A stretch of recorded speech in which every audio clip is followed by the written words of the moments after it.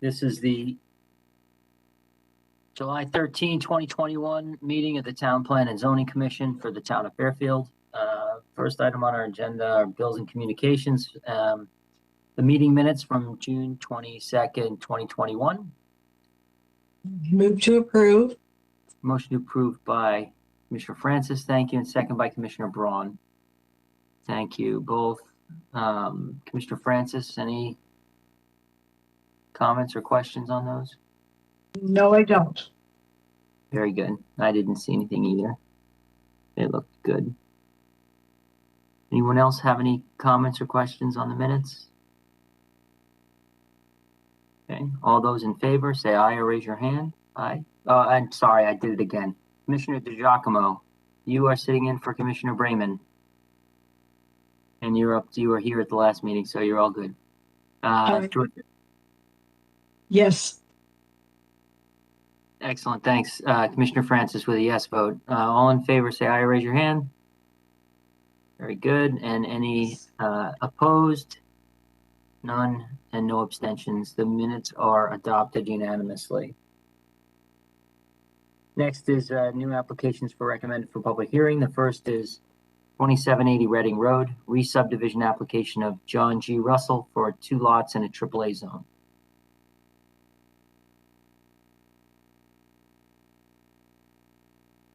Ms. Harrigan?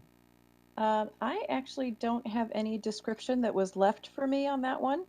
I think it's as straightforward as it sounds, that they're just, re-subdividing that site into 2 separate lots. So, the assumption is that these are going to be 2 2-acre parcels.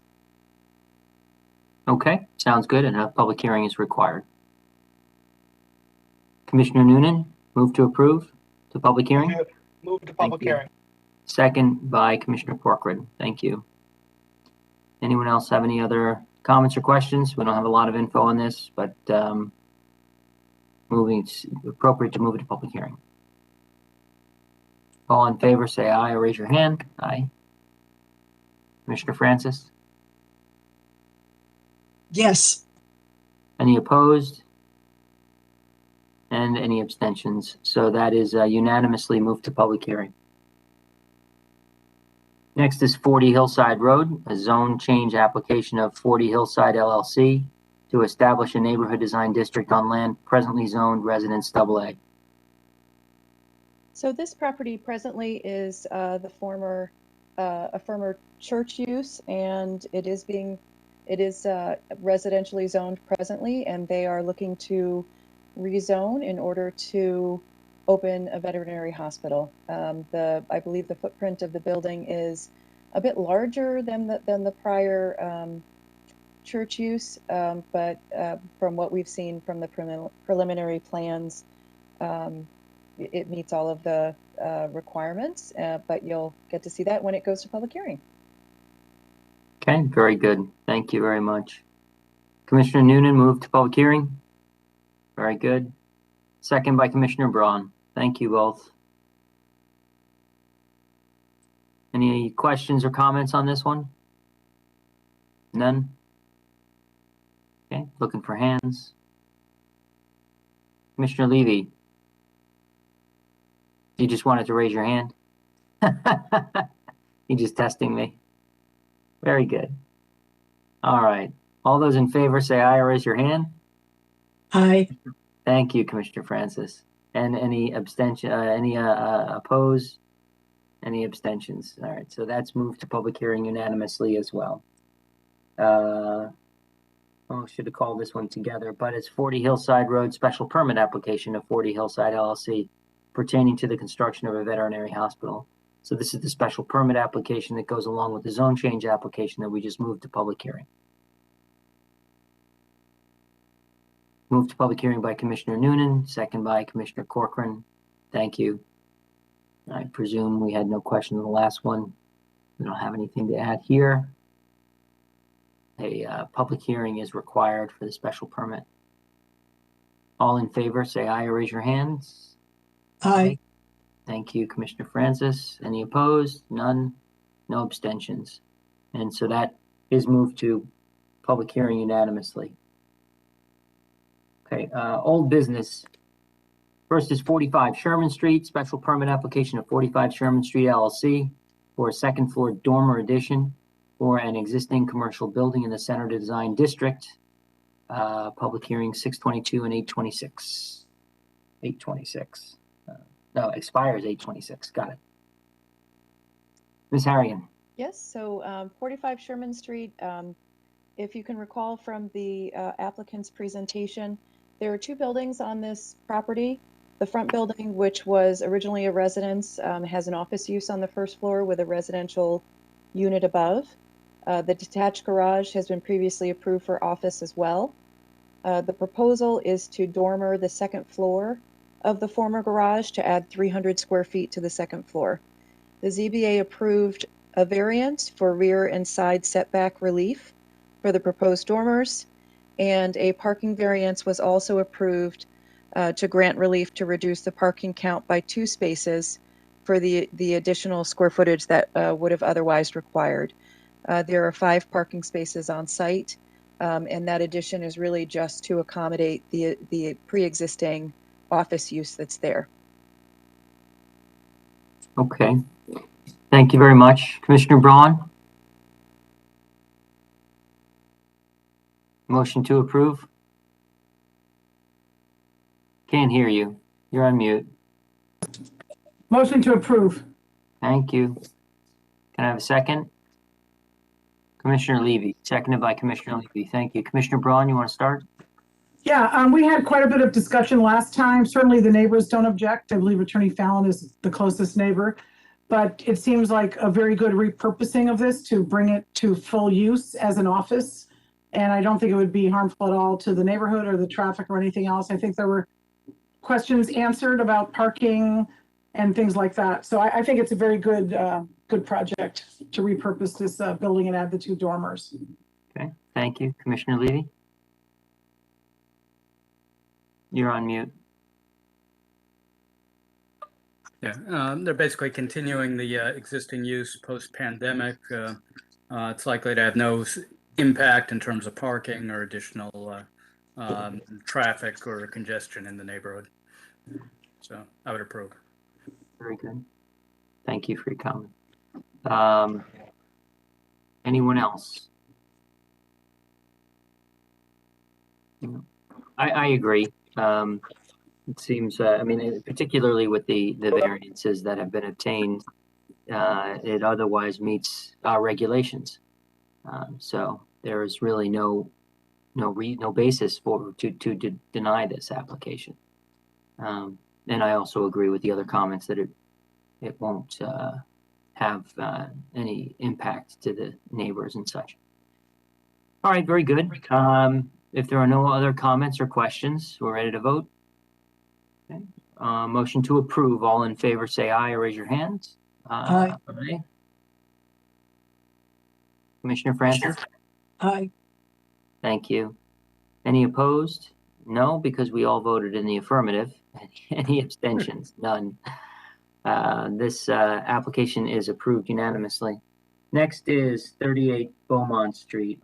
It's a zone change application of AAP Builders LLC to establish a Residence B zone on a portion of property presently zoned Design Commercial District.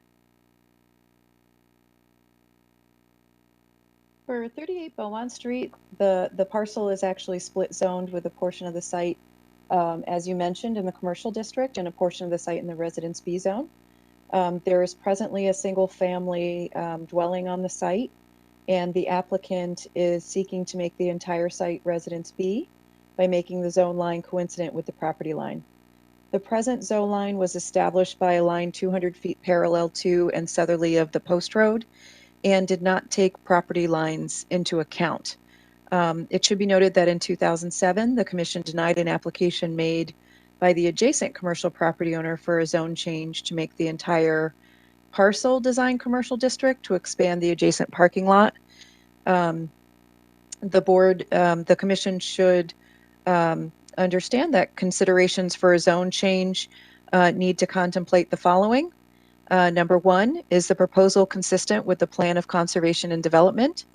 Number 2, does time, experience, and responsible planning for contemporary or future conditions reasonably indicate the need for the proposed zone change. 3, have circumstances in the neighborhood changed substantially to warrant the requested zone change? 4, has it been demonstrated that the proposal is warranted and would serve the general health, welfare, and safety of the town? 5, does the proposed zone change promote a level of development that would serve to protect property values in the neighborhood and enhance the community and accomplish a transition in character between areas of unlike character? And 6, would the proposed zone change permit a level of development that would increase undue traffic congestion? Those are the items that need to be considered in terms of deciding on the zoning map change. Very good. Thank you very much. Commissioner Braun, you're the first with your hand up. I have a couple of questions. I know last time I asked. Motion on the table. Can we get a motion on the table before we get into questions and debate? Do you have a motion? No, I don't have a motion. Okay. Does anyone have a motion to approve or deny? Commissioner Noonan. Make a motion to approve. Thank you. Motion to approve by Commissioner Noonan. Second by Commissioner Levy. Thank you. Now we can get into some question and debate. I mean, Commissioner Noonan, would you like to begin? I'll just point You wanna out the do- fact that I think it's generally, can you hear me? I can. I mean, you don't have to start. You can defer. I'll just point out the fact that, yeah, I'll defer to Commissioner Braun. I just would point out the fact that we generally prefer property to have, be of the same zone, the entire property itself, which is hence the somewhat Yeah. the basis of my my approval. But I'll defer to Commissioner Braun for her questions. Commissioner Braun. Okay, so I had a question for Mr. Wendt. Is this the means of egress for that Thorpe Street development, that large condominium development that we approved a year or so ago? No, this is not near there.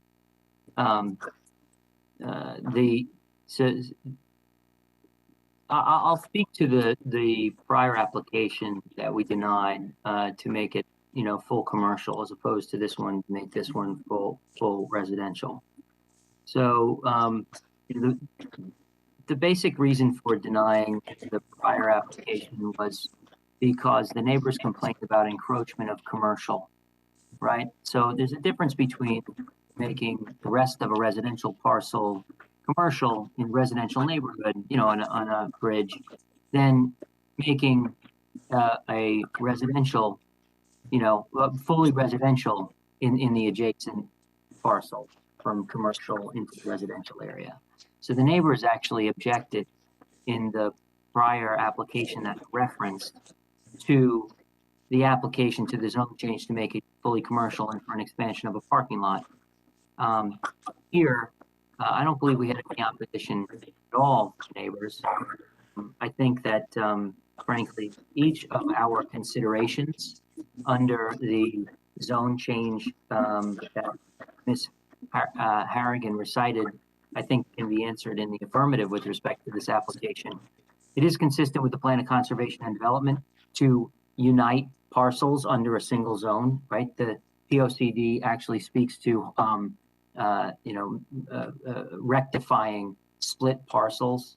I think time and experience, to me, from being on the commission for more than a decade, indicates a need for the zone change. Because the parcel is split, these things create a lot of problems for the landowner as well as the town and the adjoining neighbors and such. And I think responsible planning does indicate that there's a need for this zone change to harmonize the entire parcel under a single zone. I don't think that the circumstances in the neighborhood haven't changed. I don't think number 3 really comes into play. Number 4, serve the general health, welfare, safety of the town, I think is also kind of not particularly relevant. This is a residential parcel. They're seeking to convert the commercial zone area to residential so that they can have a fully unified residentially zoned parcel for residential use.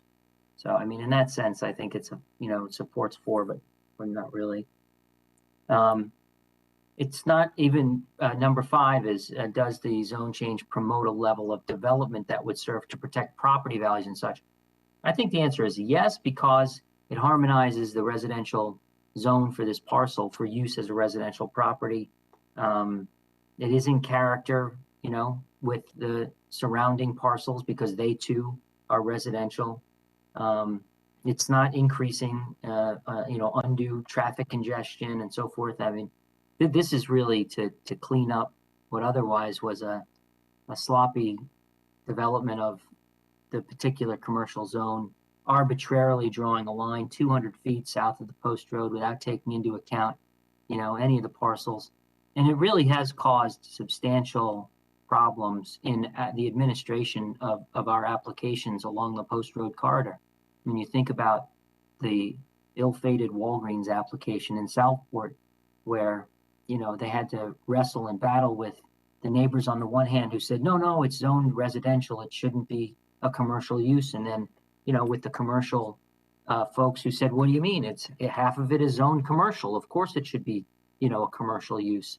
And that land today is undeveloped because even though we approved the application, the neighbors opposed it on those grounds and took appeals and so forth. So I think that it is important that we pay attention to these applications and we consider them very, very carefully. In this circumstance, I think this is ripe for approval.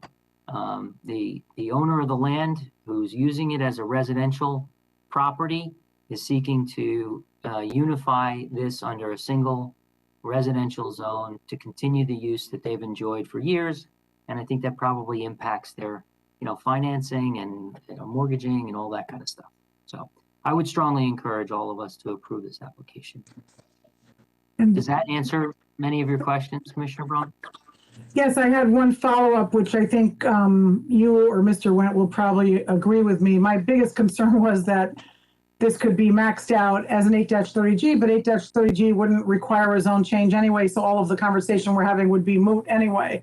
So that concern is not really there anymore. So thanks. You are correct. They could do it today if they wanted to. Yeah. I apologize for my latest. No, welcome. Welcome.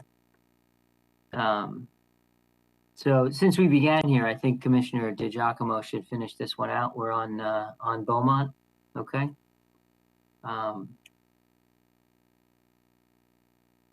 Any other questions or comments? I'm sorry I kind of jumped in there, but I thought that it would be helpful to just outline those things.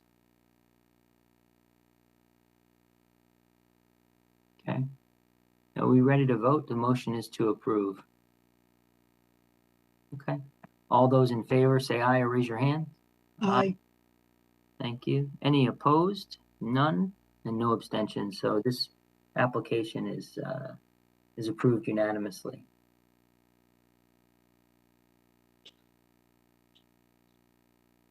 The next item is our public hearing for folks, residents who have come to speak. Please indicate if you would like to speak on any particular item in the chat. We'll take people first come, first serve as they sign up, but I'll also make a call for anyone who wants to be heard. The way that we do this is we first have the applicant's presentation, then we move to public comment on that particular application. When everybody is done, we go back to the applicant for a rebuttal. The applicant has the last word and we'll close the public hearing on that particular item, and then we'll move forward to the next one. And we have 3 items on for public hearing this evening. The first is 323 Old Dam Road, special exception and coastal site plan application of Esplanade LLC, pertaining to the construction of a single family dwelling in the floodplain district. I think that's Attorney Fallon, yes? It is indeed. Good evening, Mr. Chairman, members of the commission. For the record, my name is John Fallon. I'm pleased to be representing the applicant tonight. With me, should you have any questions, is from our architect's office, Krista Willett from William McKinley's Architects, and Mr. Mike Petula from the Huntington Company.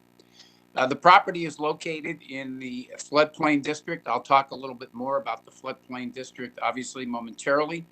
But suffice it to say, it allows residential use under certain circumstances, provided that the standards of the R2 zone are applied.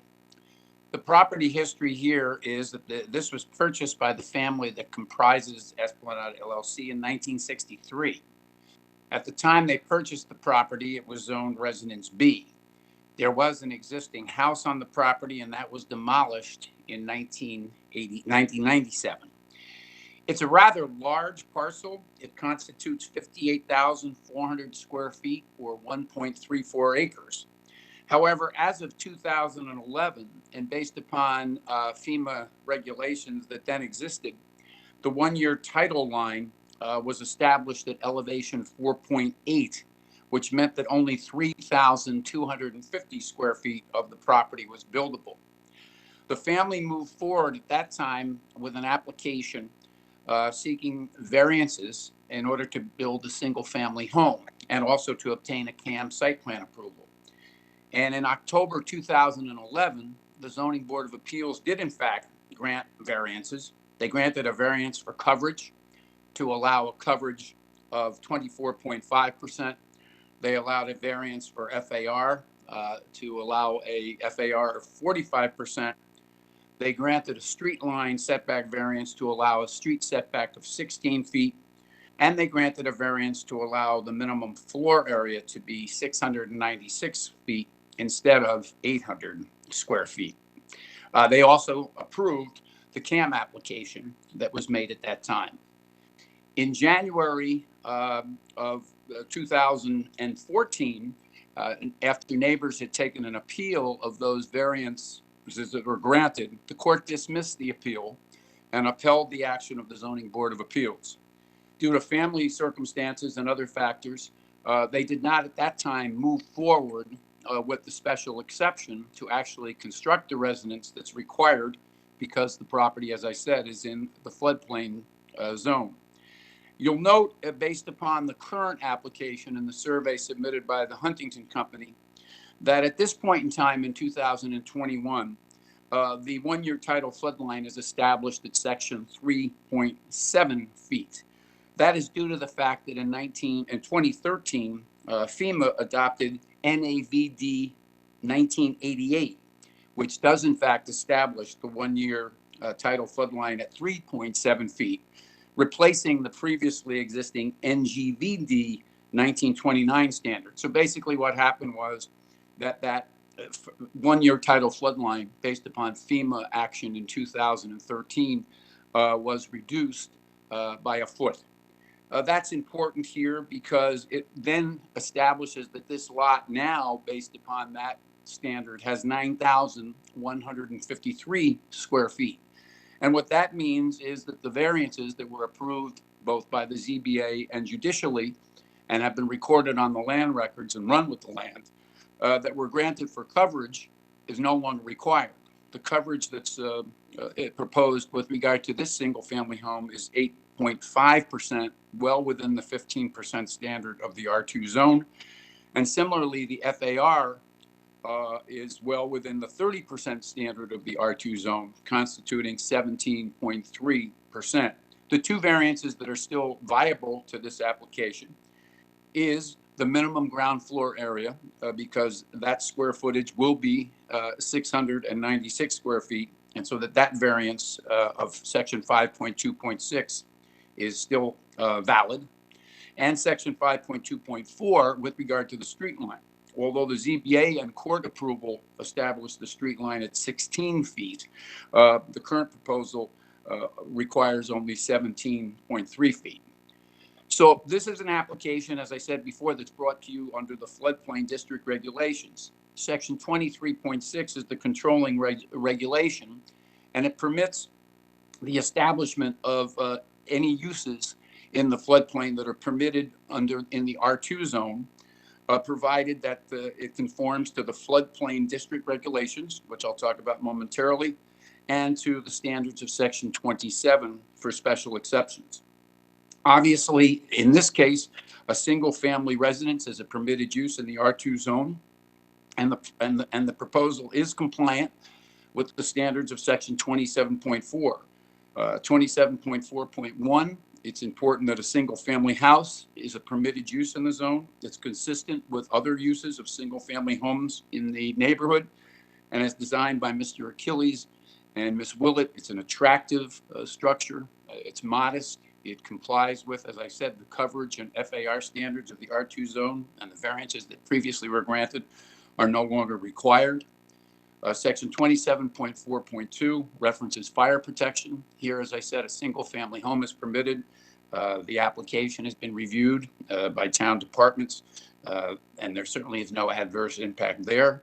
Section 27.4.3 requires that you consider streets and traffic. I would submit to you a single-family home won't have any adverse impact for traffic. And indeed, as I said before, there was a home established for many, many decades on this property up until 1997.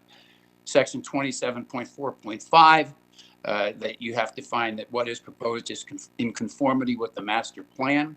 Obviously, a single-family home, as I said, is a permitted use in the R2 zone, so that issue is, I think, well handled. The current application obviously is for a special exception under Section 23.6. It also seeks the CAM approval, which is expired, so we have to reapply for that. In that regard, you have a report from Environmental Land Solutions that was revised to May 11, 2021, which addresses the matter in terms of consistency with all applicable resources and use policies of the Coastal Area Management Act, Connecticut General Statutes 22A90 and 22A112. This application has been carefully reviewed by Ms. Harrigan to ensure compliance with all requirements with regard to FEMA and also of your own flood protection regulations as set forth in Section 32. I want to thank her for her time and assistance. She made certain suggestions to ensure that the architectural design was fully compliant, both in the letter and spirit, with the FEMA regulations and the flood protection regulations. And in fact, that is what is before you tonight. So basically, this is an application that seeks approval in the floodplain district pursuant to Section 23.6 of a single family residence. The residence as proposed complies with all FEMA standards, all standards of the Coastal Area Management Act, and all standards of your flood protection regulations in Section 32. So we'd be pleased to answer any questions you might have, but we would hope you would favorably consider this application so the family can reestablish a single family home, as I said, compliant in all respects as far as FAR and coverage on this property. Thank you. Thanks very much. Do any members of the commission have any questions for Mr. Fallon about this application?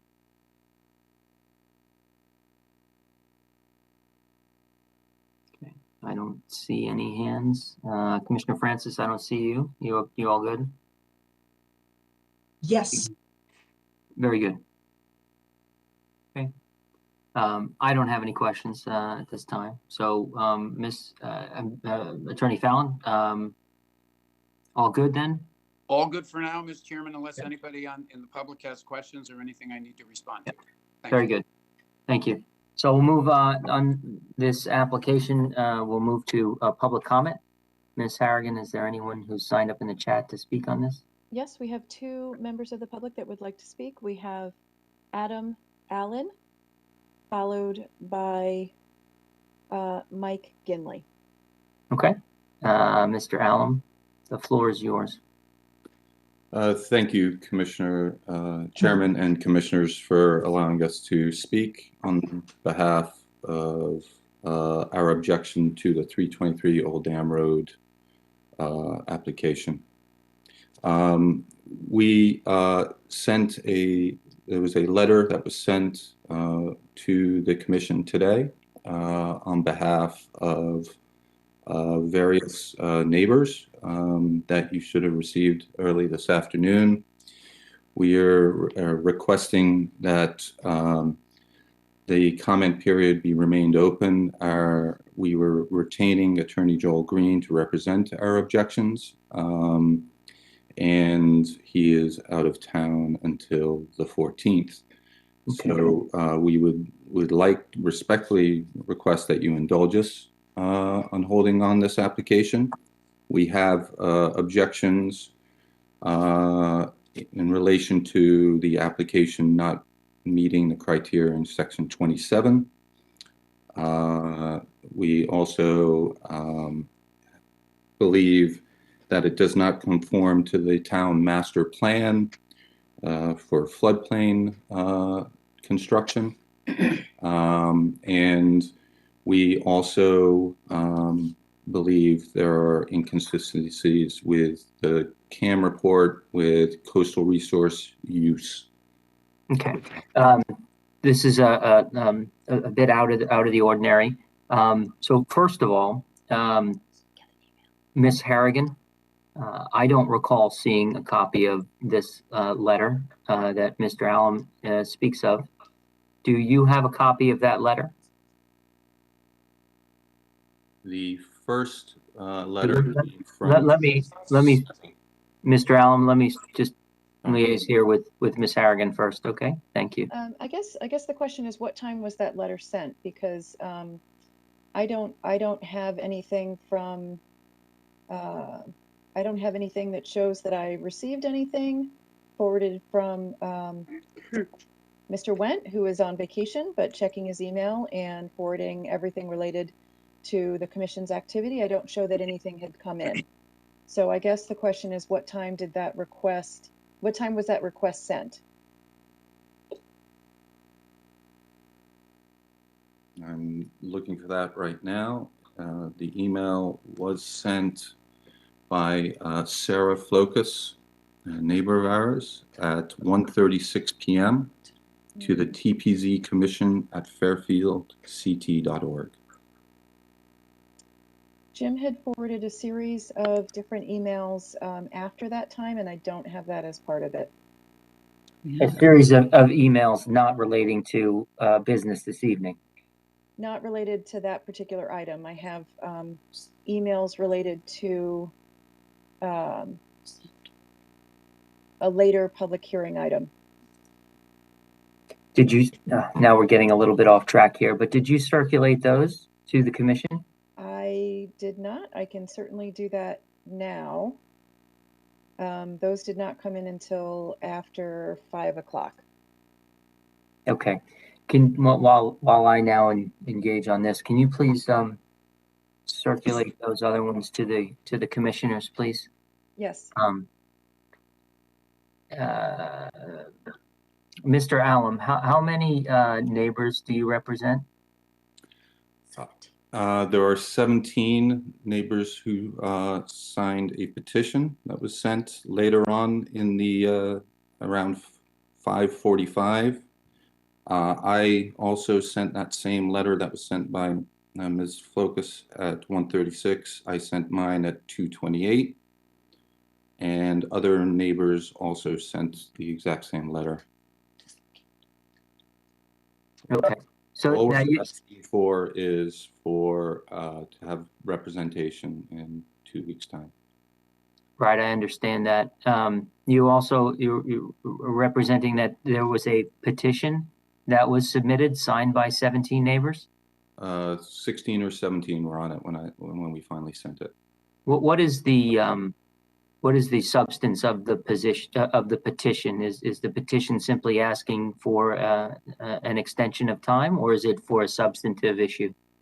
It is for the substantive issues to be discussed that we would like our attorney to be representing, because we don't believe that we are versed in the process well enough to do so ourselves. Understood. Okay, so I don't have any of those materials presently, and they're still not in my box. And on that basis, I don't think any other commissioner has them. If they did, I would. Mr. Fallon, Attorney Fallon, Yes, sir. in the first instance here, do you have any objection to us leaving the public hearing open and continuing this to a future meeting to allow the neighbors to gain their counsel? Respectfully, I do, and I'll speak to it. This application was filed on May 11th. It has been pending for 9 weeks. I am well understanding and agree and commend the commission that we always want in these proceedings to balance fairness to the members of the public. But I know the commission is also mindful that they want to balance fairness to the applicant. I do not mean to speak for Mr. Green in any way, shape, or form, but I will represent that I spoke to him this morning on other matters, and this item came up, and he did not indicate to me that he had been yet retained.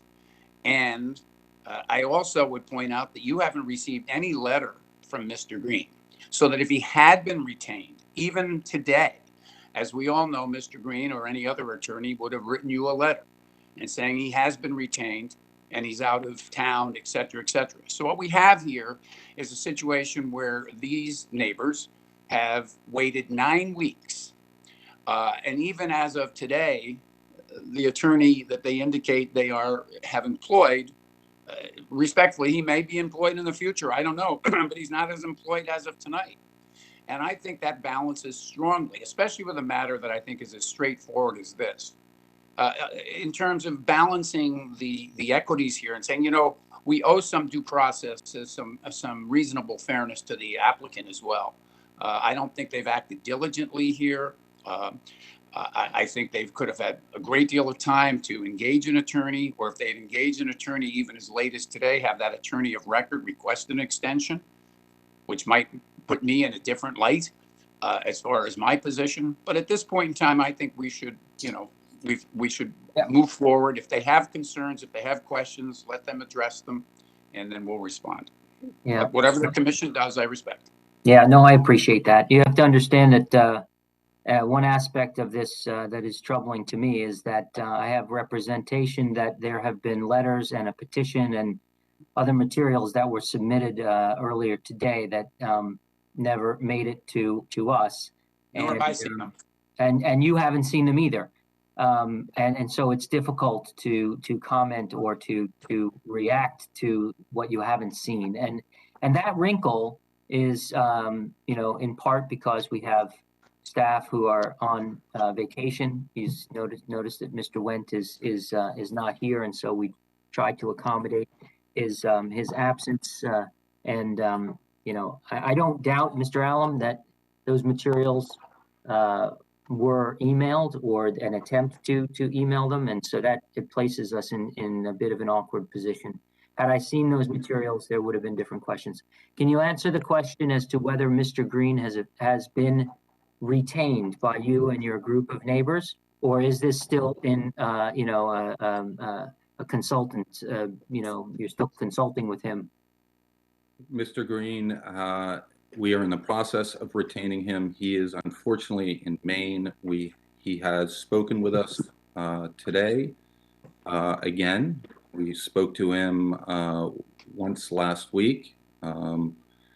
Unfortunately, we were out of town last week on vacation. And respectfully, Attorney Fallon, no one in the neighborhood received notice until 2 weeks ago. So your May date, unfortunately, we don't keep searching to see if items are being posted for hearings. So the mailings were sent out less than 2 weeks ago.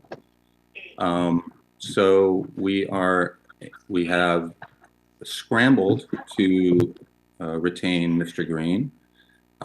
He has read the letter that we sent. He was the one who suggested that we would go ahead and deliver this letter and by email, and for us to attend today in his absence, asking for a 2-week the comment period to be left open for 2 weeks. I'll defer to the commission. Okay. Let's do this. Why don't we, how many other, no, how many other people are signing up to speak on this now? Ms. Harrigan?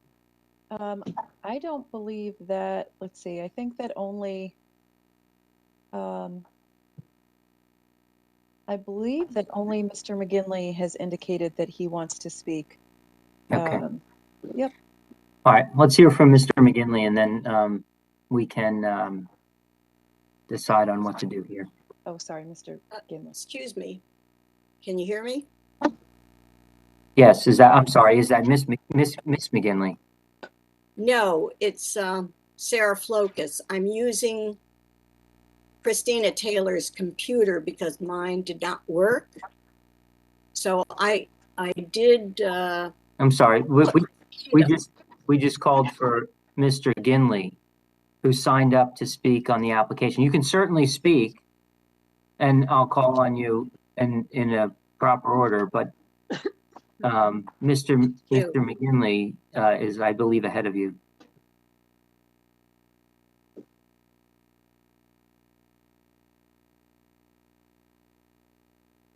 Mr. McGinley? Sorry, I think it's Mr. Ginley. Ginley, okay. Mr. Ginley? Oh, no problem. I think I was on mute. Can you hear me now? Yes, we can hear you. Oh, okay, great. Yes, I'll just go quickly. I would just like to reiterate what Adam had said. We did not know about this 9 weeks ago.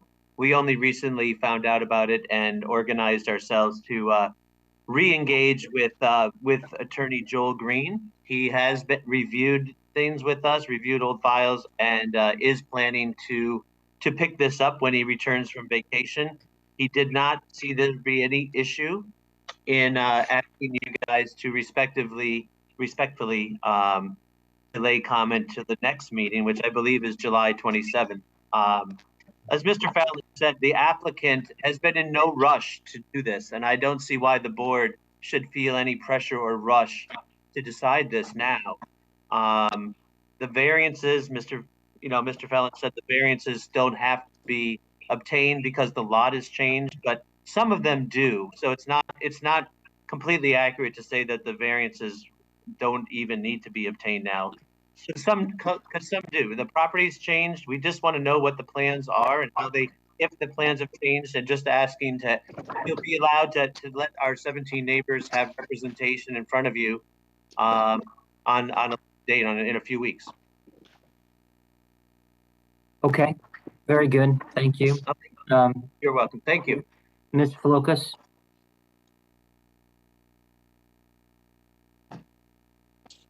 Yes, thank you very much. I wanted to reiterate what Mike Ginley and Adam Allen have just said. We only recently were notified less than 2 weeks ago by letter by the TPZ. So we were scrambling. People were on vacation. We have a lot of substantive issues that we need to discuss. Mr. Fallon is a lawyer, an attorney, and we should be allowed to be represented by an attorney also. There are certain things that he said which I believe should be corrected. I've lived on the street since 1981. So I have a personal history with the street. I know that the Epifanos and Mr. Costa really never lived here. It was a rental property when I moved in 81. And the people left a couple years later. The house was abandoned for over 30 years. At first, only animals were living in it. And then I believe the town requested that the Epifano company demolish it because it was a health hazard. So, there are some misleading statements made here that the house was not historically a family-owned house. So I do think there's, many issues that we need to bring up, and all of the hazards that the construction of this house would involve, the fact that some parts of this street, in fact, right above where the house is proposed, is only 12 feet in width. So we need to present all this information, and it is not in compliance with the Fairfield town plan. The town plan states that we're trying to decrease density in the floodplain, and this would certainly do the opposite by increasing it. So, we have a lot to say. I think it would only be fair to the residents to have a hearing, and a hearing where we could present our attorney. We discussed the fees with the attorney. We accept them. It was a verbal agreement that he was going to represent us. It's not in writing, I admit, but a verbal agreement has been made with Joel Green. Thank you. All right, very good. Thank you very much. Any other members of the public wish to be heard on this item? Okay. So, Ms. Harrigan, Attorney Fallon, what are the timelines, the deadlines, statutory deadlines on this application? I defer to Ms. Harrigan on that.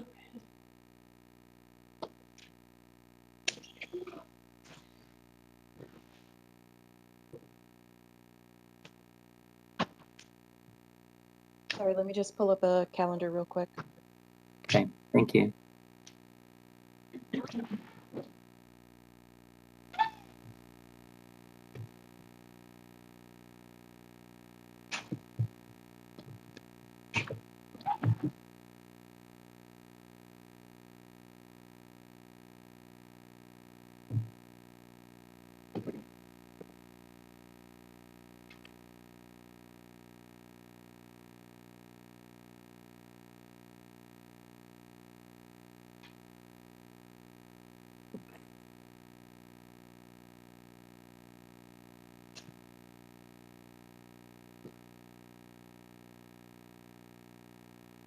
We unfortunately would need an extension from the applicant. If listen, the commission knows me well enough. I spoke my mind in terms of the extension. I still feel that way, but if the commission determines that it's going to continue this matter, quite obviously, I'll cooperate with the commission in that regard, with regard to any extension that's required. All right. Well, I mean, I guess an extent. So we have to complete the hearing within 35 days. So if the hearing is tonight, then we would certainly have the availability to put it on for the meeting on the 27th. To complete the hearing within the deadlines. Yeah. Okay. All right. And I appreciate that, Attorney Fallon. And I understand your position and perspective, and I appreciate it. I also appreciate the way that you've articulated. So here's where my gut comes out on this. I'm sensitive to the neighbors. I'm sensitive to the timeline. I understand this has been as you outlined in your narrative, something that's been in the works for, many years. I understand that it's the summer and that neighbors are not scouring the records of the TPZ looking for applications as they're filed. They rely on, these written notices that are mailed. I understand, and I don't doubt those who've spoken or allegedly emailed that they only received notice, less than 2 weeks ago. I have no reason to doubt their representations as to their correspondence with Attorney Green and the intended representation. I'm inclined to continue the hearing and carry this over until the 27th. But I'd like to hear from any commissioners as to whether anyone has a feeling which is different than as I've just articulated.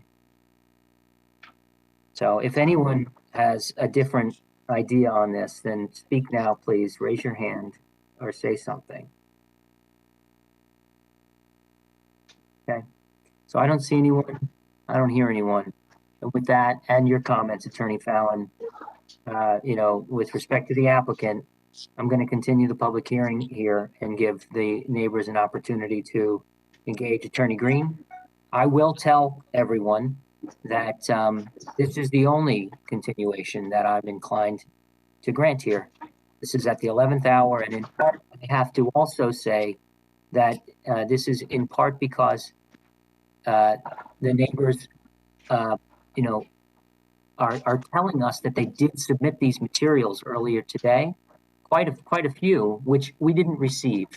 And had I received them earlier today, I would have been able to engage on these very matters earlier than after the fact. And it was quite surprising to me. So this is quite out of the ordinary.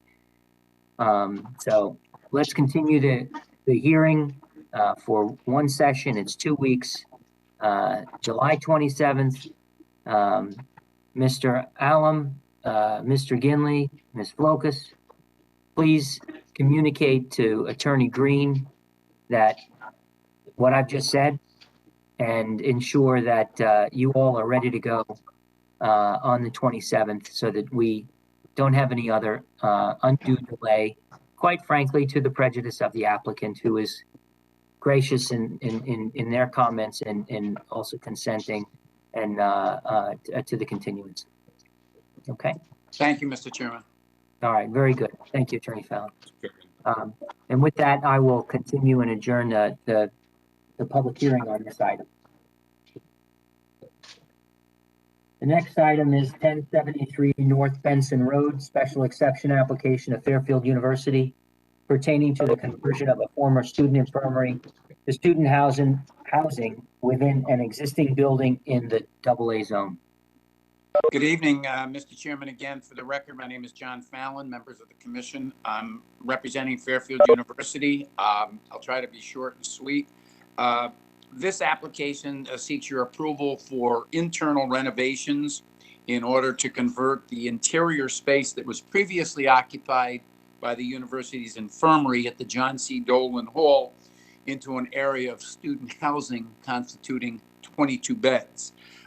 Dolan Hall, just to put it in context, is a 70,200 square feet building.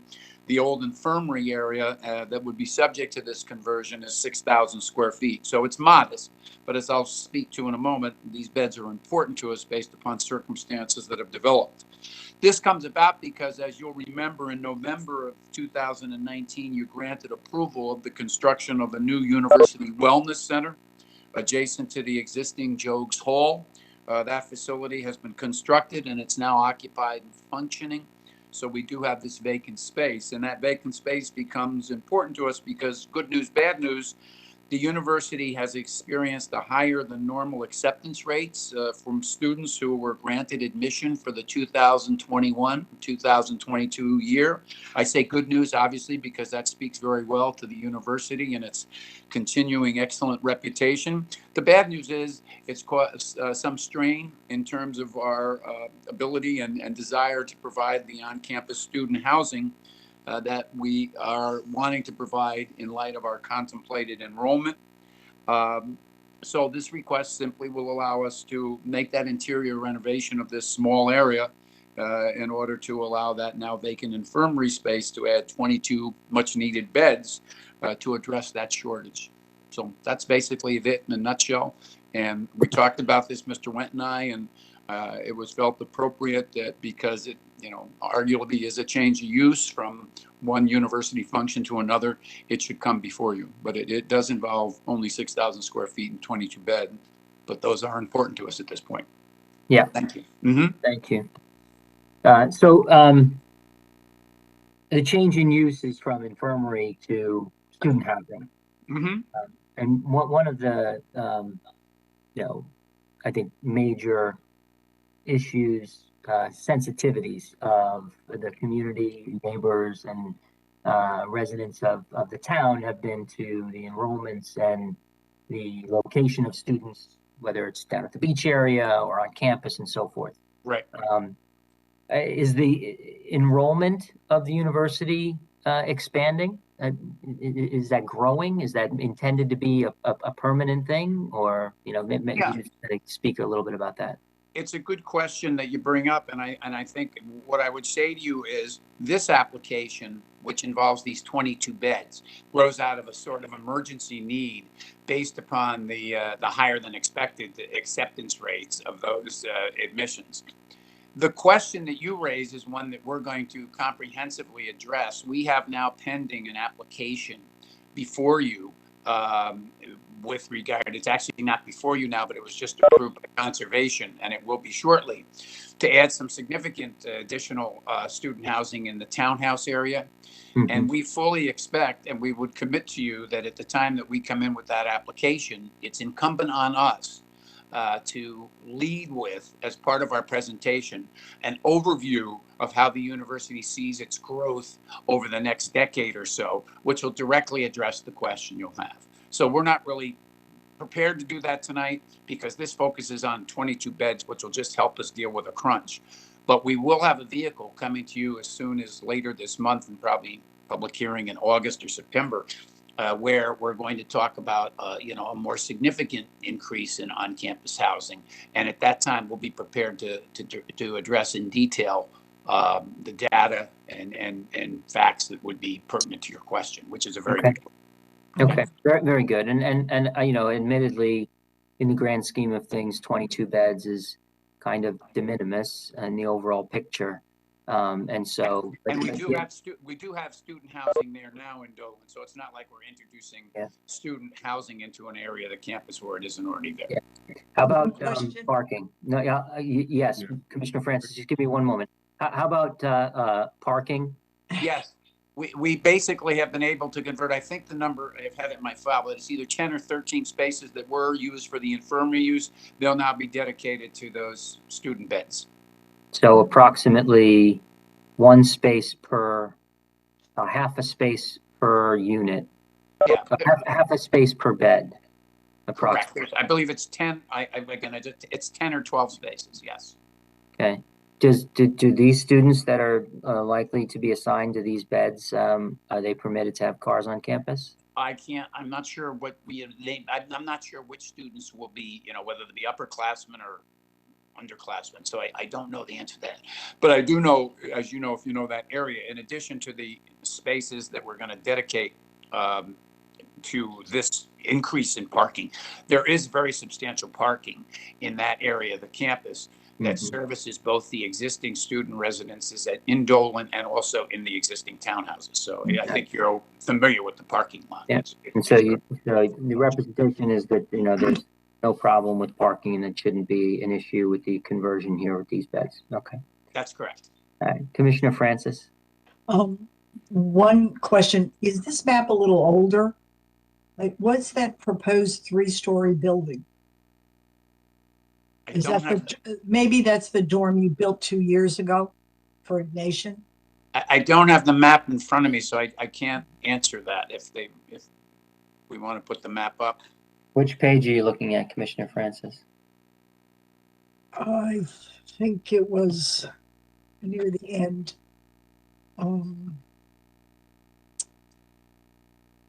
It was over near the old dorms, Gonzaga, Canisius. Behind that, it says proposed 3-story dorm. Yeah, I would assume. Imagine it's the one you built 2 years ago. Yeah, right? It's an older map. Yeah, so I assume that's correct. We apologize if that is noted as such, but from what you're describing, I would assume that is in fact the new residence hall that was approved about a year and a half, 2 years ago by the commission in the area of the quadrangle. Yeah. Okay. Thank you. Thank you. I just wondered if we were getting a 3-story dorm. No. We already have it. Correct. Okay, thank you. Any other commissioners have any questions about this? I mean, fundamentally, the application is for a change in use. from an infirmary to residential, dormitory residential for students. 22 beds. Yes. All right, seeing none and hearing none, I'll turn this over then to public comment. Ms. Harrigan, are there any members of the public that have signed up in the chat? There are none that have, at this point, expressed an interest in speaking. If we want to just put out one more call to see if anyone would like to speak. Yep. Any members of the public that would like to be heard on this item for 1073 Benson Road? This is your opportunity. If you don't speak now, we will close the public hearing. Okay, I don't hear anyone. I don't see anyone. There's no one in the chat, so I have to give that there's no one that wishes to be heard here. So, Attorney Fallon, I'll close the public hearing on this item. Very good. Thank you, Mr. Chairman. Very good. Thank you. Okay, and then finally, we have our last public hearing, 1143 Sasko Hill Road, subdivision and coastal site plan application of 1143 Sasko Hill Road LLC for 7 lots in the AAA zone. And I believe that Chairman, Chairman, can you hear me? Yes, we can. Chairman, members of the commission, my name is Raymond Rizzio. I'm very excited to be here before you tonight with regard to this application at 1143 Sasko Hill Road. My name is Raymond Rizzio. I have an office at 10 Sasko Hill Road here in Fairfield, Connecticut. We are extremely excited. Our client is the contract purchaser of this property. This property has been kind of fallen into disrepair over the last 5 to 7 years, and our client intends to create a fully conforming subdivision. We're before you without the nature or by virtue of any variances. We have done incredible neighborhood and community outreach with regard to this subdivision. And we come before you seeking a 7-lot subdivision and coastal site plan review. Chris Russo's on with me tonight. I'd ask that if he can just pull up the current survey of the property so that we can just take you through what's there, take you through what we propose, show how we could conform to all the regulations. And then, as we know, subject to, consistent, long-held Connecticut precedent, the commission in the subdivision application acts in their administrative capacity. And we believe if we, as your regulations state, if we satisfy all the your subdivision regulations, that this commission should grant this approval. Let me show you. This is the property. Everybody probably is familiar with this property. It's the end of It's at the very end of Sasko Hill Road. It then also fronts on the leading into this into the beach on at the end of Sasko Hill Road. The property's about a little over 20 acres. What's interesting, the property currently contains about literally 4 residences. There's as you can see in the upper left-hand corner, there's a single-family home. Down below, toward the beach, you'll see another single-family home up on the road. You'll see the main residence, which is about halfway into the lot, which is a large single home that has some beautiful architecture that our client has designed the road subdivision plan so that it can maintain that home. Just above that is a garage, believe it or not, that has a legal apartment in it. And then as you move toward the water, there is another single family home.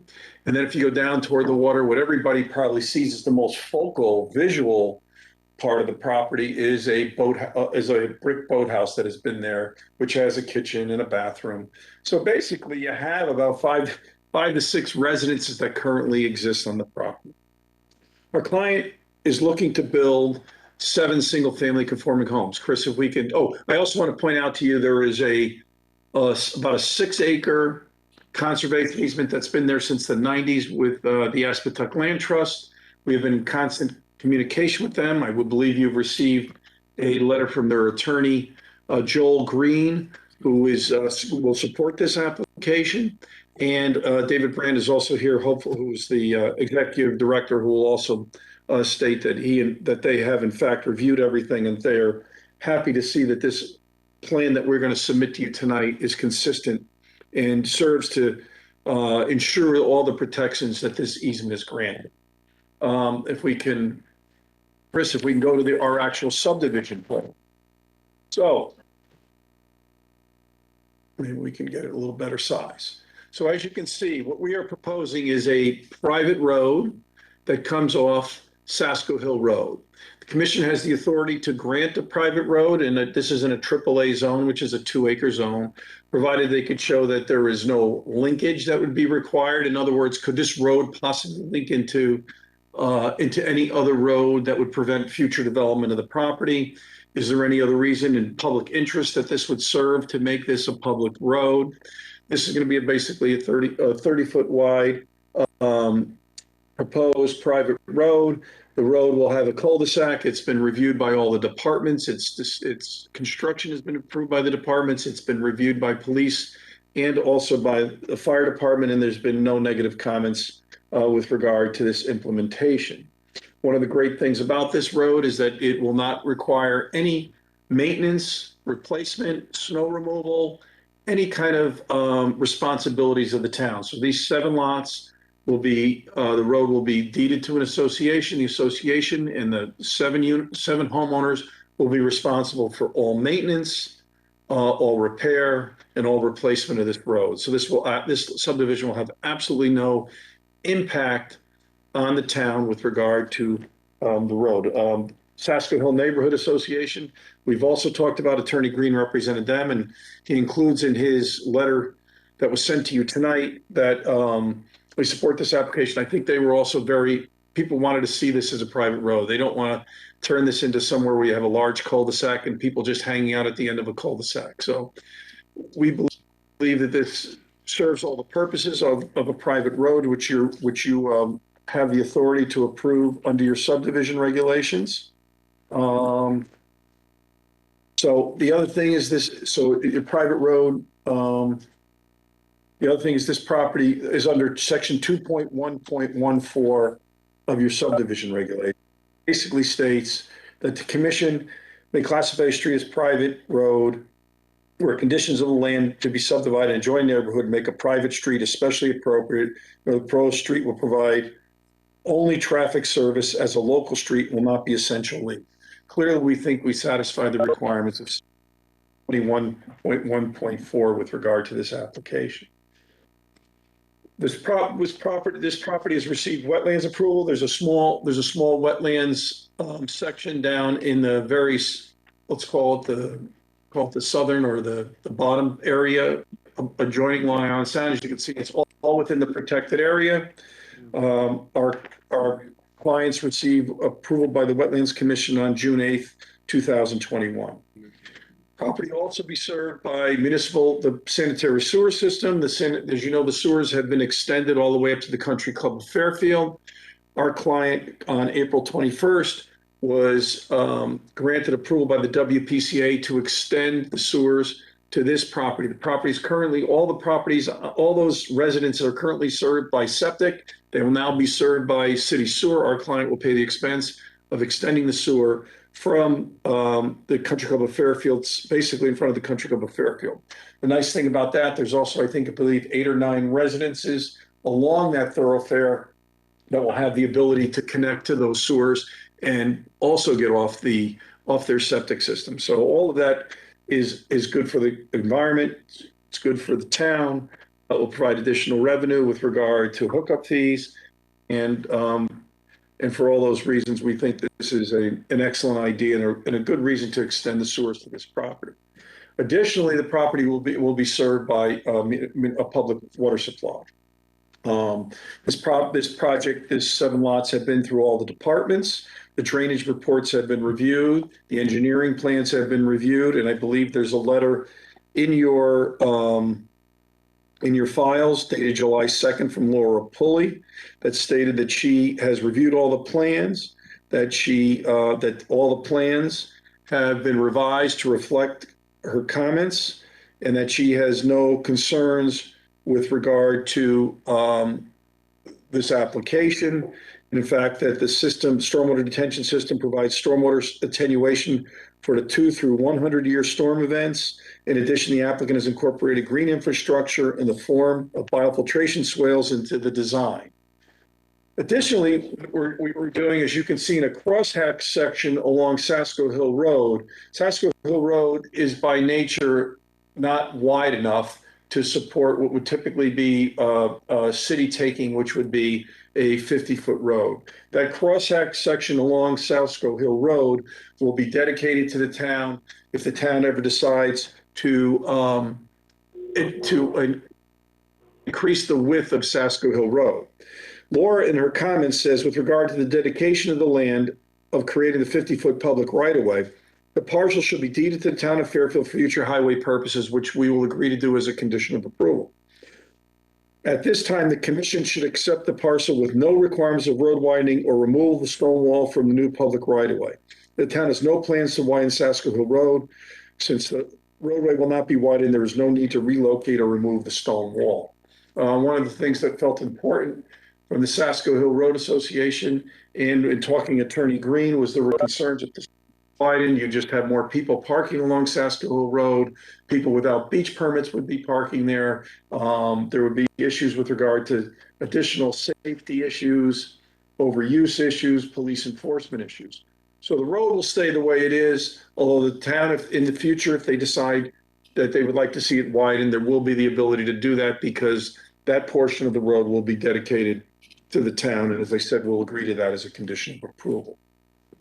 Let me tell you about the lots. The lots, like I said, we have, all the lots are over 2 acres. All the lots have the required 200-foot square. They all have the required frontage on our private road or on Sasko Hill Road. Additionally, we are going to be donating about 2 acres of open space. You can see those. There is let's call it the portion next to Sasko Hill Road, which is all of this open space will be within the easement area. It's part of our coastal application. I'll talk about that a little more as we talk when we move into the coastal section of this. But you can see that we will be that part of the property that is, as you can see, the dotted and then crosshatched, which is about 1.4 acres will be open. 1.53 acres will be open space.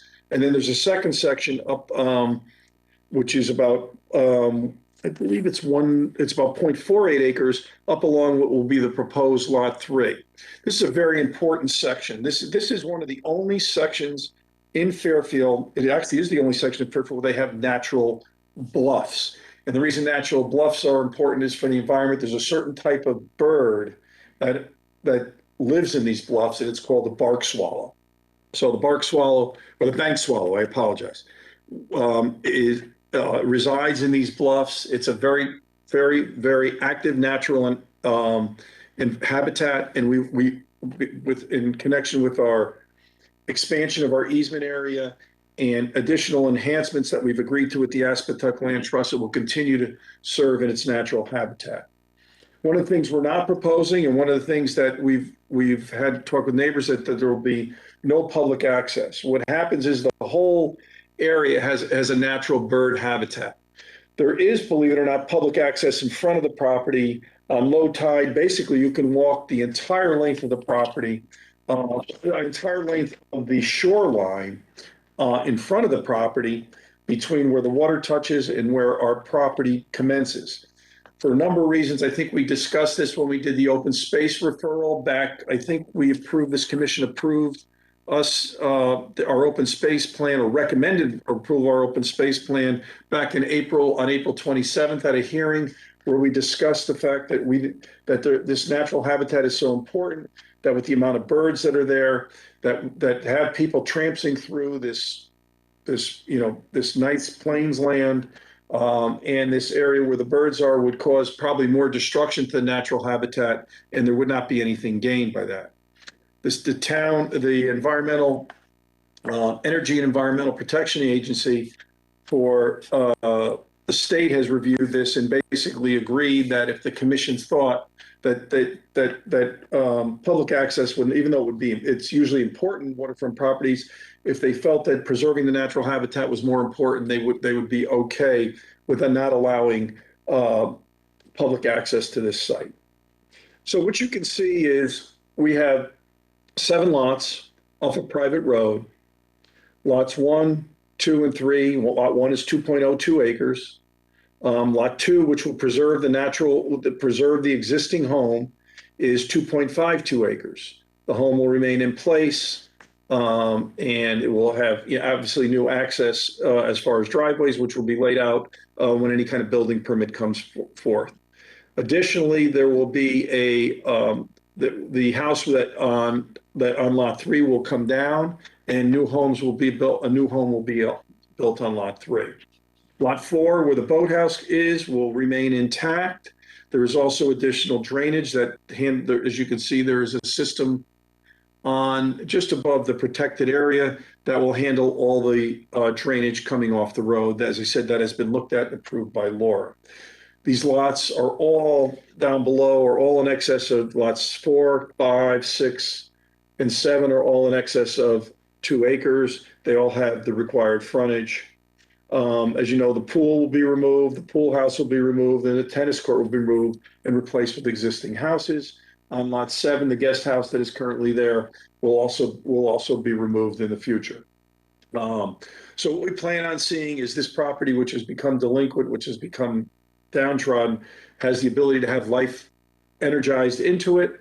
The 7 lots will be accessed off a private road, so there won't be any big natural change to the appearance as you view the property from Sasko Hill Road. I can keep going, or I can, if there's any questions the commission will have with regard to subdivision, it's been through the WPCA, it's been approved by wetlands. This commission has already reviewed our open space plan, which we would like to have you adopt today. The open space plan, I think you referred to and recommended that this would be maintained by the association like the private road.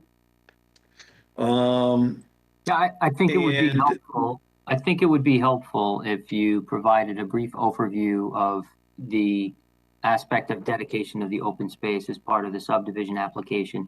I mean, you've hinted a number of times at the earlier application, but that was a presentation for us to make a recommendation back to you, and the plan is now incorporated into this application. But I think for purposes of the public hearing and the any participation from the public, I think it would be appropriate for you to just briefly summarize the open space dedication plan. Great. So what will happen is this open space plan, as you can see, let's call it it will be technically the western portion of the property, which is along Sasko Hill, starts along Sasko Hill Road, will be 1.53 acres. No, this area will not be disturbed. This area will be, dead. This area will keep its plain-like look. The bird habitat will be maintained by the association. There's bird nests there. There are bird feeders there, and the property will remain in its natural course.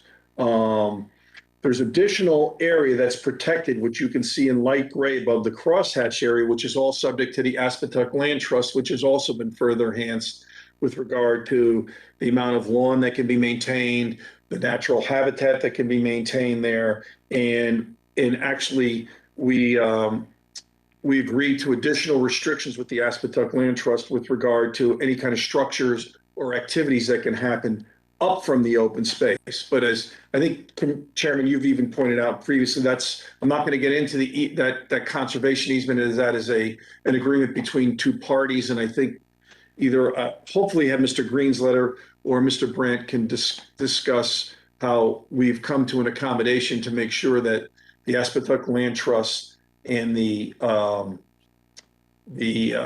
purposes of this very important conservation easement have been maintained and enhanced in an agreement between the 2 parties.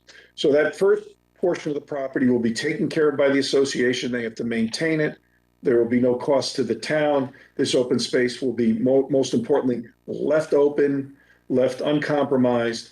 And then to the south, which would be or to the east of it, up on lot number 3, there will be an additional open space portion, which will be a half an acre. That is that bluff area which I talked about before.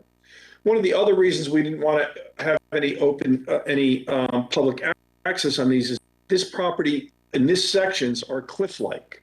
There are huge rocks. It is a very dangerous property to traverse, to go up onto the property, and there's really nothing to be gained by going up there. In our discussions with the land trust, it was important to see that this be kept in its natural habitat and that people don't litter, people don't have access to it, people don't have the ability to trample over these grasses and meadows that have formed over the years. Yet by not allowing any structures to be built within these open spaces, it'll preserve the view from the water so that this will have the look of the beautiful shoreline that the former owner wanted to preserve. And we believe we've come to that determination. Would you like me to go any further? No, I think that's sufficient. Thank you very much. Okay. So one of the things that I will add as we kind of get into the coastal, and at the commission, I'm kind of breaking this into two portions of the application. One is the subdivision application. I think I took you through all the approvals that we've already required that were necessary. We've had it all reviewed and approved by all the departments. The drainage has been approved. Mike Bertola is on here tonight if you have any questions about any of the engineering issues, which Laura Pulley has already addressed. And with regard to the 7-lot subdivision, we conform to all your regulations. I try to keep it simple. And with regard to that we would request that portion of the application be approved because it conforms with each and all of your regulations. I'd be happy to address any questions the commission may have with regard to the 7-lot subdivision and the private road, if they have, and then I'll move into the coastal plan secondarily, but I think it's probably better to break the two up while we have our engineer here, if there's any questions the commission may have as relates to the subdivision. No, that's fine. And I think it's also appropriate.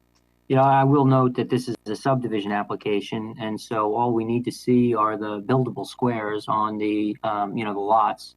We're not approving individual homes at this point, although the meets and bounds of the road and the cul-de-sac are properly under consideration right now.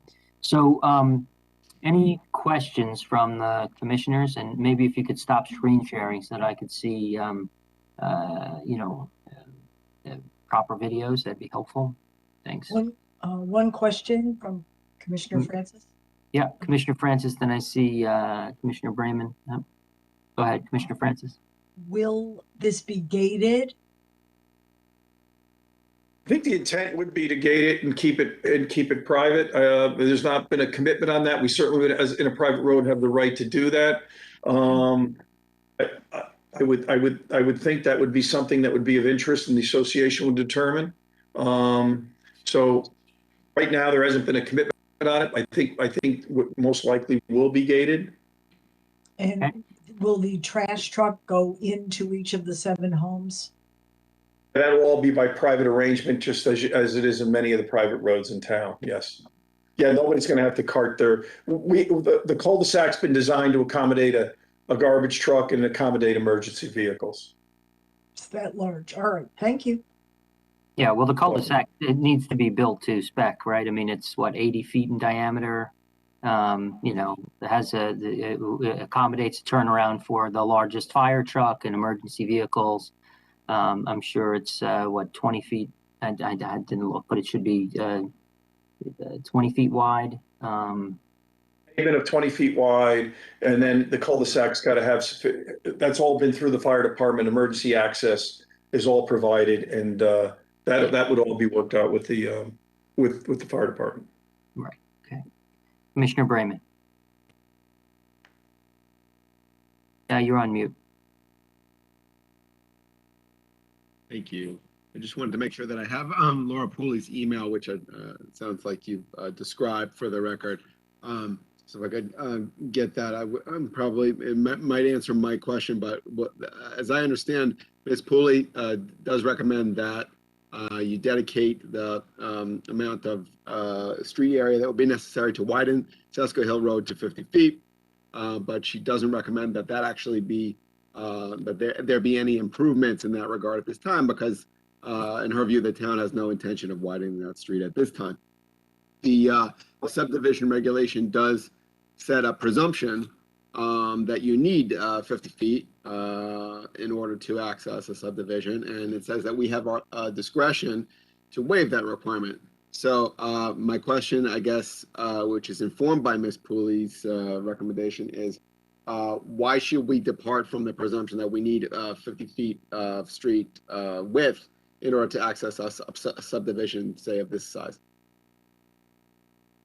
Well, one of the issues was going to be, there's a major concern of, and Joel's not with us tonight, but in discussing with the Sasko Hill Neighborhood Association, a lot of the people did not want it widened for the, first of all, increased speed of traffic. I think they feel it maintains the character of that entryway down to Sasko Hill Road. Secondly, in widening it, people will park or possibly use that area that, you know, the town really didn't want to change the character, have that beautiful stone wall taken down that kind of lines the entryway into the beach area.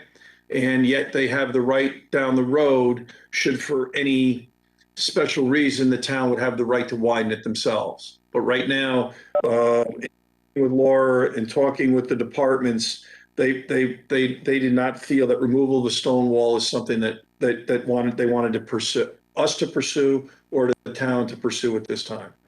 Okay. Obviously, we know that Sasko Hill Road is a narrow road and has that sort of narrow road character, and the area is obviously very, very unique and beautiful one. There are going to be now, 7 families going in and out of this area, under the proposal, as opposed to, at most 1, right? So is it your position that the town's right, if the town reserves the right to widen the street in the future, that is going to adequately address any potential traffic or congestion issue? Because I see that the subdivision regs don't require you to do a traffic study for a subdivision of less than 10 units. Well, remember, Commissioner Braman, as I walked you through the current status of the property there, you have one major home that already exists. You have 2 smaller homes that are rental properties that are not currently being rented because the owner didn't wish to do it. You actually have 3 homes, and then you have a boathouse and you have a legal apartment over a garage. So right now you have basically 5 residences on this property. We are going to increase that to 7, and that's it. So we don't see any major change as far as the density of the residents on the site. There's the 2 homes that both sit on Sasko Hill Road. There's a home that sits closer to what will be the new lot 3. And then there's the garage with the 2nd floor apartment in the main home. So you really have 5 residences on the property now. It's one of these unique kind of manners that had been developed over the years. And now what we're going to do is have, we believe, I don't think there's going to be any traffic issue at all. I mean, 7, when you think about the amount of people that access the beach daily or on the weekend, 7 cars with people now who can walk to that beach, I don't think is going to have any negative impact on the traffic, and certainly the police department didn't chime in that was an issue at all. I hope that it helps you get through. I don't see any big change in that. Yes, we probably have bigger homes. Just because you have bigger homes, as we all know, it doesn't mean that you're going to have more people living in them. But you're going to have 6 new homes replacing 4 homes that currently exist, 4 additional residences that are already there. Okay, and I guess the last question on this is that are you gonna you're gonna have to come back to us for site plan approval for any of the homes, or is there gonna be any other opportunity for us to look at the sight lines exiting the private road onto Sasko Hill Road? That just occurred to me as we were speaking. I think you've adequately addressed my questions about the lack of a need to widen the street at this point. Yeah, what'll happen is, unless we fit our 200-foot squares. I mean, there would be no reason that once this subdivision approved, there'll be 7 lots like any other lot around town that'll be building lots, that as long as somebody can build within the setback lines, there would be no need to come back to you. They may have to come back. They would have to come back for new construction within a coastal area management area, but that would be a different level of review for you. Yeah. So you would judge it in connection with its impact on Long Island Sound versus the sightlines, which have already been reviewed by your town engineer. Makes sense. Right, and the sightlines, we're not talking about sightlines because it's an existing driveway, right, that is being turned into this private road. So this curb cut, if you will, has long since existed. You're not changing any of the meets and bounds of that. Yep. Correct. It'll probably, yeah, it'll be widened a little bit, I think, at the street level, where it meets Sasko Hill Road, but there's not going to be the location of where the entry and exit to Sasko Hill Road is as it has been historically there for probably 50 to 75 years. Yeah. Thank you. Okay. Anyone else have any other questions for Attorney Rizzio, Commissioner Braun? Can you just tell me the stone walls, the historic stone walls that we're talking about that you don't want to remove, where are they located on Sasko Hill Road in relation to the existing driveway? They run parallel along Sasko Hill Road. I think, Chris, you have a picture of them maybe? If not, we can just, you can see the crosshatched area. Okay. You see the boulder along the road where the crosshatch area meets what you see as Sasko Hill Road, that stone wall. So the entryway is staying the same. It's just that you're moving, there's a sort of a Y-shaped sideways two-pronged driveway that exists now. You're basically putting it more towards the middle of the whole parcel. You're getting rid of the northern driveway and the southern driveway. Exactly. So the two arms that extend out right now will disappear, and there'll be driveways entering the lots from the proposed private road. And I just wanted to thank you for providing the wetlands entire permit approval, because it shows me that you're pretty much staying outside of even the 144-foot regulated area with the new construction as well, just as much as it was before anyway, maybe more, because part of the driveway I think went into it before. I will tell you, I've been done this for 30 years. This is probably one of the biggest outreaches that we've had. We've had Aspetuck Land Trust involved with this through day one. We've had Sasko Hill Neighborhood Association through Joel Green from the beginning of this application process. We've talked to, there are 3 neighbors. Chris, you have an overlay. There are 3 basically what would be considered classically agreed neighbors, meaning abutters are within 100 feet. Chris, if you can pull up an overhead view on that. And we have letters that have been submitted to your commission from those 3 neighbors. The first neighbor would be Mr. Rosania, who resides at 1078 Sasko Hill Road. That's the house that is on the corner of Sasko Hill Road and the country club of Fairfield, basically. Then the property to the north, which is 1095 Sasko Hill Road, is owned by the Russells. The Russells also support this application. And then the property at 1131 Sasko Hill Road is owned by Mr. Samuelson, 1131 Sasko Hill Road LLC. There's a letter from Josh Samuelson on record, and his property runs the entire length of our eastern border, and he has written a letter supporting the application and the open space plan that has been proposed. So this has been our client has been very sensitive to the importance of this property, and although it's a 7-lot subdivision, doesn't, that kind of is just the same as any other subdivision in town.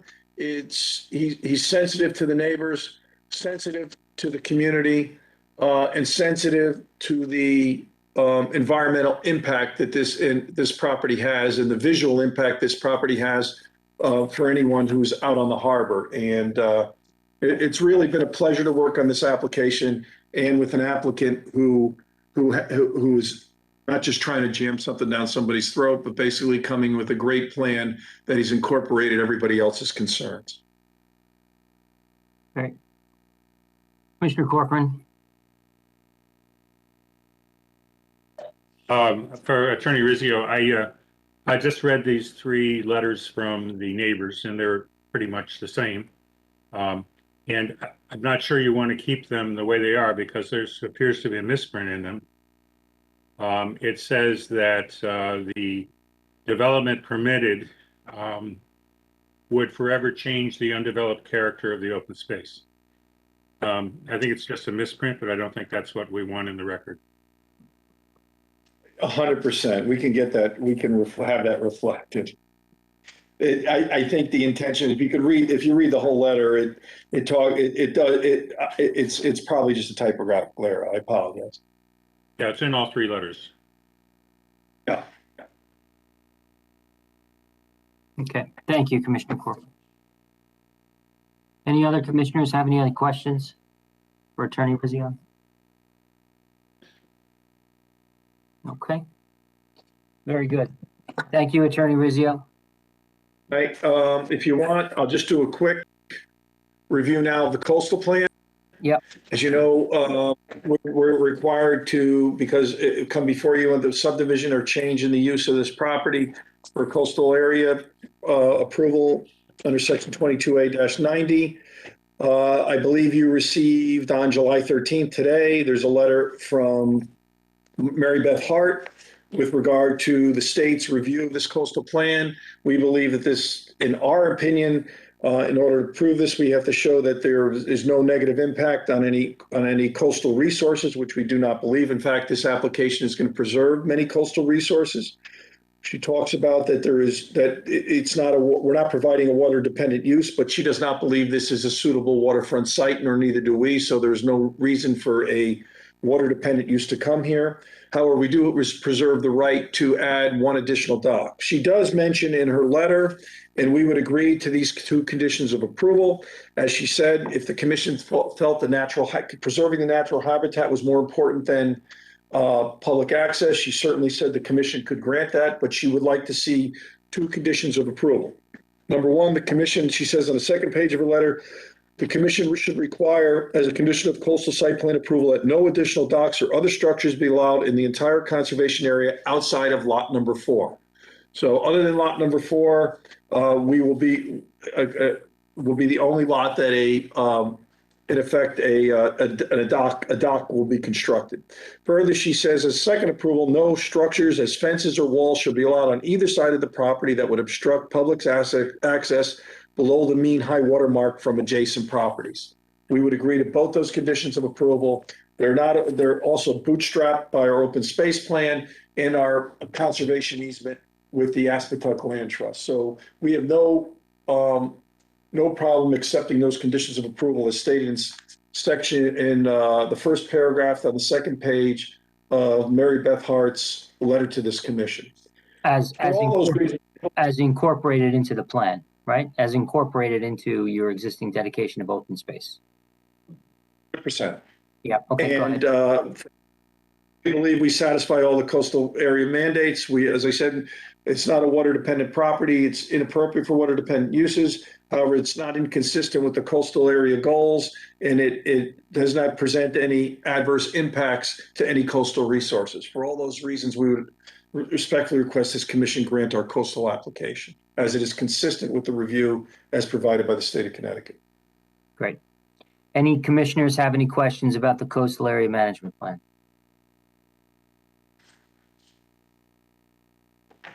Okay, seeing none, I have none. I think that about wraps it up. Okay, Attorney Rizzio? Very good. Commissioner, thank you.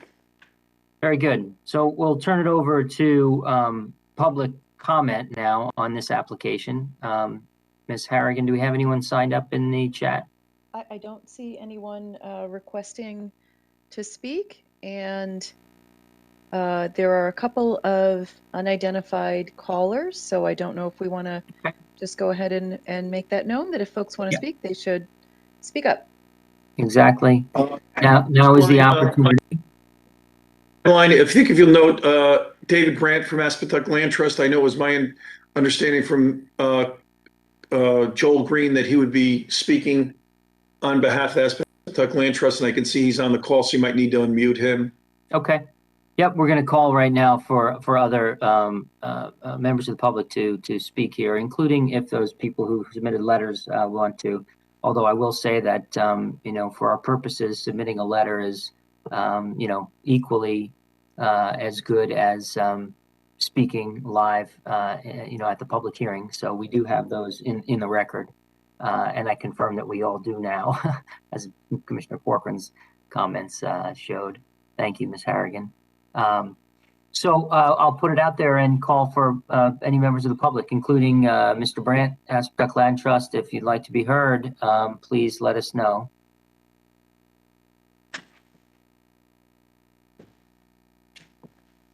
Okay, I'm not hearing anything. I do note that Mr. Brandt is still muted and his video is off.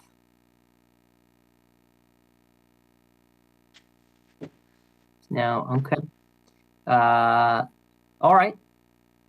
I think he's just showed.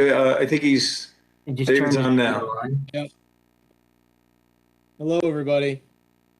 Hi there.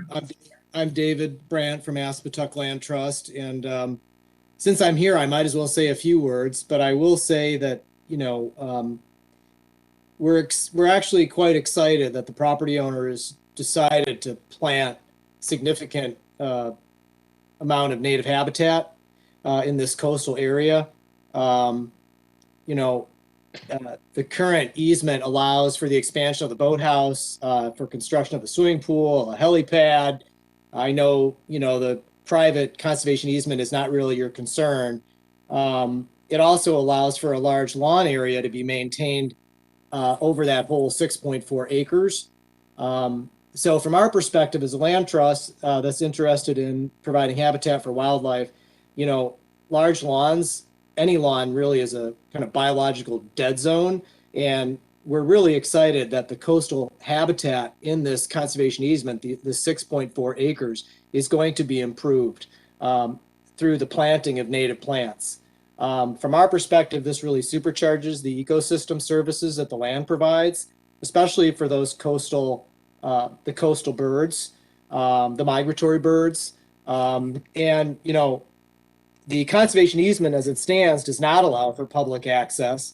And we're perfectly fine with the open space area, being set aside, not allow for public access as well, especially since there's a beach right nearby and people can walk along the shore. But we feel that this coastal habitat is in really short supply, and it's very, very important for migratory birds that they actually have a place to land and feed, on their journey. So we're quite excited about that, and it does align with our Green Corridor Initiative, where we are really trying to involve thousands of homeowners to build more biodiversity, in their yards, and take those action steps to be part of a conservation solution in our community. And quite frankly, because of the property's location and its size, this really is a unique opportunity for us to showcase this kind of native habitat. So from our perspective, we're really excited and very pleased that the homeowner is doing this, on the actual easement area on this land. So thank you. Terrific. Thank you very much. We appreciate your comments. Any other members of the public wish to be heard? We didn't hear anybody. We didn't see anybody on the line. Okay, I'm not hearing anybody. Attorney Rizzio? I just want to clear up one thing for Commissioner Corcoran, because we had these three letters. I know these people spent the time in reviewing them and everything else. And I think Commissioner Corcoran, what the people intended to say. They talked about and I'm just going to read this quick paragraph so you understand that there really isn't a typo there. It just has to be it was taken out of context. All the letters say the proposed open space is one of the most pristine and undeveloped stretches of the Fairfield's coastline. While the existing conservation restrictions provide some restrictions on the development, I know it still is allowed for development within its bounds. While the owner of the property may not be able to build a house within this area, so the current conservation restriction permits the installation of swimming pool, helipad, lawn gardens, or other development permitted under the conservation restriction would still forever change the undeveloped character of the open space. So I think what they were trying to say was not that there wasn't a typo there. What they were just saying is these enhanced restrictions that we're proposing, eliminating a helipad and swimming pools within that Aspetuck Land Trust area, prevent the changing of that area. So it's really actually is a consistent letter. I just wanted to point that out to you. I think it might have been worded a little better, but what they were trying to show was these enhanced restrictions that we're putting on with the Aspetuck Land Trust will ensure that this undeveloped character doesn't change where it could have happened without these enhancements. So I just want to put that on the record. No, that's very helpful to explain the language and put it into a better context. And so thank you, Commissioner Corcoran, for raising it, and thank you, Attorney Rizzio, for clarifying that. You're welcome. With that, I don't think that there's anything for you to rebut. Yeah, I'm used to that. Thank you. All right. And it appears that is the end of our business on the agenda.